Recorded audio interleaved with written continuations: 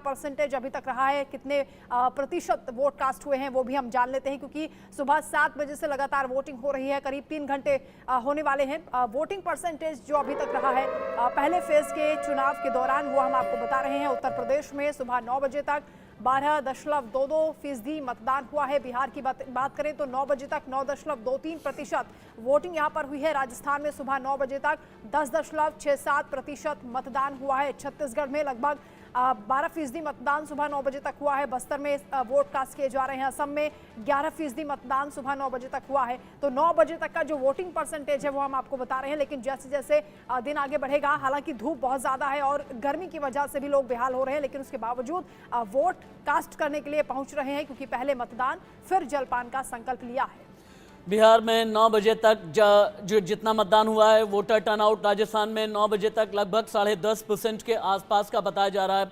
वहीं छत्तीसगढ़ में 9 बजे तक लगभग 12.25% मतदान हुआ, यानी छत्तीसगढ़ में बढ़ चढ़ करके लोग हिस्सा ले रहे हैं मतदान में।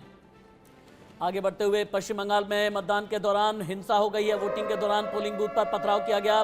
चंदामारी में टीएमसी कार्यकर्ताओं ने पथराव किया। मतदाताओं को रोकने के लिए ये स्टोन पेल्टिंग की गई। पथराव में बीजेपी के बूथ अध्यक्ष घायल हो गए हैं। हालांकि 3 लोकसभा सीटों पर ही चुनाव हो रहा है पश्चिम बंगाल में। कूच बिहार, अलीपुरद्वार और जलपाईगुड़ी। बड़ी बात यह है कि हर जगह पीएसी की कंपनी, केंद्रीय बलों की कंपनी तैनात की गई है। कूच बिहार में 112 कंपनी सेंट्रल फोर्सेस की है, अलीपुरद्वार में 63, तो जलपाईगुड़ी में 75 कंपनियां केंद्रीय बलों की लगाई गई हैं। बावजूद इसके पथराव किया गया है, स्टोन पेल्टिंग की गई है। और इसीलिए ममता बनर्जी की सरकार से भी सवाल है कि सुरक्षा प्रदेश की खतरे में क्यों है। पश्चिम बंगाल में मतदान के दौरान हिंसा हो गई है। वोटिंग के दौरान पोलिंग बूथ पर पथराव किया गया है।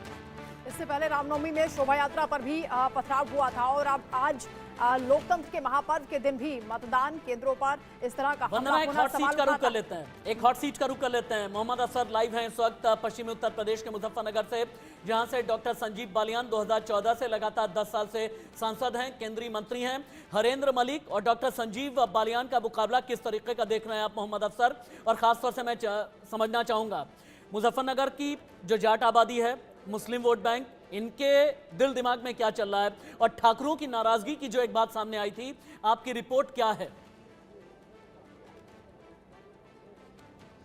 बिल्कुल, सबसे बड़ी जो परेशानी है बालियान की वो राजपूतों की नाराजगी ही है, क्योंकि राजपूत बहुत ज्यादा नाराज दिखे थे और उन्होंने कहा था कि हम हराएंगे, और यही दिक्कत है। अभी थोड़ी देर पहले ही बालियान खुद वोट देकर निकले हैं और मैं जहां पर हूं कुटबी गांव में, और ये वही बूथ है जहां पर बालियान का वोट है। संजीव बालियान अभी यहां पर वोट देकर के गए हैं। पीछे देखिए लोग लाइन में लगे हुए हैं यहां पर वोट देने के लिए। हम इनसे भी बात करते हैं कि आखिर क्या सोच करके वोट देने आए हैं, क्या सोचा है सर वोट देने के लिए? बस सोचना क्या है भाई, एक बात तो बताओ, हमारा गांव का है मंत्री और हम तो वोट देनी और जिताओगे। 2014 में भी तो पहले भी हमारा क्षेत्र था और 2014 के भी बाद है। अब आप पहले आते होंगे 2014 से पहले तो आपको आने का रास्ता नहीं मिला था, और आप कहीं आए हो रास्ते में कहीं गड्ढे मिले पूरा है, कहीं गड्ढे मतलब इलाके का विकास भाई साहब ऐसा है, बहुत ज्यादा एक विकास मिनट है। रुक जाओ भाई साहब। ऐसा है जो 2024 का चुनाव है, ये ओनली विकास के नाम पर लड़ा जा रहा, न इसमें जाति है, न धर्म है, न कोई भेदभाव है, ठीक है जी। और यहाँ पे देखा होगा आपने मोदी जी के 10 साल और योगी जी के 7.5 साल, उनके आधार पर, और डॉक्टर संजीव बालियान का इस क्षेत्र के लिए 10 साल जो मेहनत करी है उन्होंने, अगर मैं उनका काम गिनाने लगूं तो बहुत टाइम लग जाएगा। सर ये तो ठीक है, आप गांव से हैं। एक बात बताइए ना कि बहुत सारे राजपूत जाति के लोग बहुत नाराज दिख रहे थे, पिछले कुछ दिनों से ही देखने में आ रहा था, तो आपको लगता नहीं कि इसका असर पड़ेगा? कोई असर नहीं है जी, राजपूत भी हमारे साथ है। वो तो थोड़ा आपको पता है हर जगह थोड़ा मोटा होता है विरोध। इतना बड़ा इतिहास है, इतना बड़ा लोकसभा है। आप कुछ बोलना चाह रहे थे? असर नहीं है कुछ भी। ठाकुर सब मेरी गैल है, मेरी गैल है, मेरे भाई है, मेरी गैल है। थोड़ा पक्ष प्रतिपक्ष हो जा, थोड़ा बहुत मतभेद चल जा, आपस में बैठ कर सलाह कर ले। अपने इसका कहना है कि कोई बहुत ज्यादा दिक्कत नहीं है, वो नाराजगी थोड़ी सी थी और वो ठीक हो गई है, ये आम लोगों का कहना है। मैं उसी कुटबी गांव में मौजूद हूं जहां पर अभी थोड़ी देर पहले ही संजीव बालियान वोट दे करके निकले हैं, लेकिन यहाँ के लोग मानते हैं कि इस बार फिर से जीतेंगे संजीव बालियान। सर, क्योंकि आपने लोगों से बातचीत की, उनका ये कहना है कि धर्म जाति से परे होकर लोग वोट कर रहे हैं, विकास उनके लिए बड़ा फैक्टर है। संजीव बालियान ने वोट कास्ट करते हुए क्या कुछ कहा है, कितनी जीत को लेकर उन्होंने आश्वस्त वो दिखाई दिए? बिल्कुल, हमने बात की थी संजीव बालियान से, तो उन्होंने सीधा सीधा कहा कि मैं लोगों से बार बार अपील कर रहा हूं कि लोग बाहर निकलें और वोट दें। और यही, और क्योंकि जैसे लोगों ने कहा कि यहाँ पर अगर आप 10 साल पहले आते तो सड़कें नहीं मिलती, लेकिन अब यहाँ पर सड़कें बहुत अच्छी है। और मैं सबसे बड़ी बात कि कुटबी गांव के बिल्कुल अंदर में हूँ और इसी बूथ पर हूँ। देखिए अंदर लोग जाकर के वोट दे रहे हैं। मैं आपको विजुअल दिखाते रहता हूँ अंदर की तरफ, और आपको बताता हूँ कि यहाँ पर मुजफ्फरनगर में यहाँ पर 18 लाख से ज्यादा के वोटर्स हैं, जिसमें 8.5 लाख से ज्यादा वोटर महिलाएं हैं। और ये सभी आज फैसला कर रहे हैं कि यहाँ पर कौन जीतेगा। एक राजपूतों से जो टसल थी, लेते हैं महाराष्ट्र के नागपुर से नितिन गडकरी, इंडिया न्यूज पर एक्सक्लूसिव।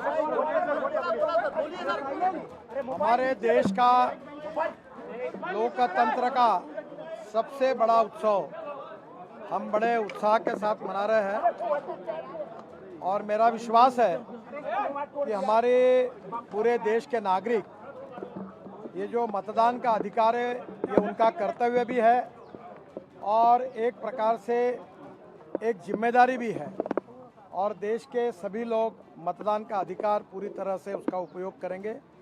और नागपुर में मैं ख़ास तौर से मतदाताओं को अपील करूंगा कि यहाँ टेम्परेचर ज़्यादा है, इसलिए जल्दी आकर वो वोटिंग करें। और निश्चित रूप से मेरा विश्वास है कि पिछले बार 54% वोटिंग हुआ था, इस बार 75% तक वोटिंग ले जाने का हम सबका संकल्प है, उसमें हम कामयाब होने की कोशिश करेंगे। और मैं इस चुनाव में निश्चित रूप से बहुत बड़े मार्जिन से चुनाव जीतूंगा, ऐसा मुझे विश्वास है। मतदान हुआ है अभी तक सिर्फ 8% हुआ है, अभी तक सिर्फ 8% हुआ है। अभी 9 बजे तक इसी सेंटर पे 9% से ज़्यादा वोटिंग हुआ है, और मुझे लोग बहुत बड़ी बड़ी लाइन खड़ी है, और मतदान करने में जो गती है उसमें थोड़ी कमी है। मला आपल्या सगळ्यांना आवाहन करायचं आहे की लोकशाहीचा उत्सव आपण या निमित्ताने एक प्रकारे अतिशय उत्साह। ये कहना है कि एक बार फिर से केंद्र में मोदी सरकार बनेगी, क्योंकि प्रधानमंत्री नरेंद्र मोदी की विश्वसनीयता सबका साथ, सबका विकास, सबका विश्वास पर है। मोदी की गारंटी यानी गारंटी पूरा होने की गारंटी। प्रशांत यादव का रुख कर लेते हैं राजस्थान के बीकानेर से। बीकानेर का मतलब यह है कि जहां से अर्जुन राम मेघवाल और गोविंद मेघवाल आमने सामने हैं। मेघवाल बनाम मेघवाल की लड़ाई में शुरुआती 3.25 घंटे में प्रशांत यादव आपको क्या नजर आया? जितने साइलेंट वोटर हैं उनके दिमाग में क्या चल रहा है? जातिगत समीकरण क्या कहता है? बीकानेर के जितने मतदाता हैं उनसे बात करें। कतार में कितना लंबा इंतजार है ये भी दिखाइए प्रशांत। जी बिल्कुल राशिद, देखिए सुबह से करीबन 6 बजे से हम उस पोलिंग बूथ पर मौजूद थे, जहां पर खुद अर्जुन राम मेघवाल जो है वोट कास्ट करने पहुंचे थे, और कहे कि करीबन 7:30 बजे जो है अर्जुन राम मेघवाल खुद वोट कास्ट करने भी पहुंचे। उससे पहले हमने तमाम लोगों से बात भी की। उनका ये कहना था कि कहीं ना कहीं विकास के मुद्दे को, महंगाई और बेरोजगारी के मुद्दे को ध्यान में रखते हुए हम अपना जो है इस बार वोट कास्ट करेंगे। एक बार फिर अब हम जो है बीकानेर के एक दूसरे पोलिंग स्टेशन पर इस समय मौजूद है। तस्वीरें मैं सीधी आपको दिखा रहा हूँ कि किस तरीके से जो लोग हैं वो कतारों में लगकर अपना वोट कास्ट करने यहां पर पहुंच रहे हैं। हालांकि जो कहे कि सुबह से जो तस्वीरें हमें नजर आई कि बीकानेर की जनता बेहद जागरूक है। जब सुबह 7 बजने वाले थे उससे पहले ही लंबी लंबी कतारें देखने को मिली, और खास तौर से महिलाएं, जो क्योंकि विशेष रूप से जिस तरीके से सुबह के समय में महिलाएं पहले अपना काम निपटाती है और फिर उसके बाद वोट कास्ट करने पहुंचती है, मगर जो है कहे कि महिलाएं भी खास तौर से नजर आई वोट कास्ट करते हुए। बीकानेर की जनता भी हमारे साथ है, इनसे बात कर लेंगे। सर, सबसे पहले आपसे जानेंगे किस मुद्दे को लेकर अपना प्रतिनिधि चुनने जा रहे हैं आप? राष्ट्रीय विकास के मुद्दे को लेकर के और देश की सुरक्षा को लेकर के जो महत्वपूर्ण राष्ट्रीय विकास है। मौजूदा सांसद है जो अर्जुन राम मेघवाल, वो 3 बार से जो है सांसद है बीकानेर से। किस तरीके से विकास रहा और किस तरीके का और विकास आप जो है आशा करते हैं कि होना चाहिए बीकानेर में इस तरीके? अर्जुन राम जी की ओर देखें तो उन्होंने अपने तरफ से प्रयास किया ही है विकास के लिए। बाकी मुख्य विकास हम मोदी जी को देख रहे हैं। बीकानेर से आपको सीधे हम लेकर के चलेंगे, क्योंकि तमिलनाडु में सभी 39 सीटों पर मतदान किया जा रहा है। कमल हासन को एक बार सुनते हैं। कमल हासन अभी इंडिया न्यूज पर एक्सक्लूसिव हैं। दक्षिण भारत की राजनीति को लेकर के कमल हासन के एक शब्द में ब्रेकिंग न्यूज है, आप ये मान करके चलें, अपना वोट डालने के लिए पहुंचे हैं। हालांकि उन्होंने ये कहा मीडिया से कि जब वोट मैं डाल लूंगा उसके बाद बात करूंगा कि उनके जहन में क्या क्या चल रहा है। वापस से फिर बीकानेर का रुख कर सकते हैं हम प्रशांत यादव। प्रशांत, प्रशांत के पास में हम चलेंगे, उससे पहले एक छोटा सा ब्रेक। लेकिन बीकानेर में एक बहुत इंटरेस्टिंग फैक्ट है। भारतीय जनता पार्टी के राम के आगे दो और राम हैं, यानी अर्जुन राम जो भारतीय जनता पार्टी के राम हैं, गोविंद राम जो कांग्रेस के राम हैं, और खेत राम जो बहुजन समाज पार्टी के राम हैं। और तीनों का टाइटल मेघवाल है, यानी मेघवाल बनाम मेघवाल की लड़ाई बीकानेर में बहुत इंटरेस्टिंग बनाई है।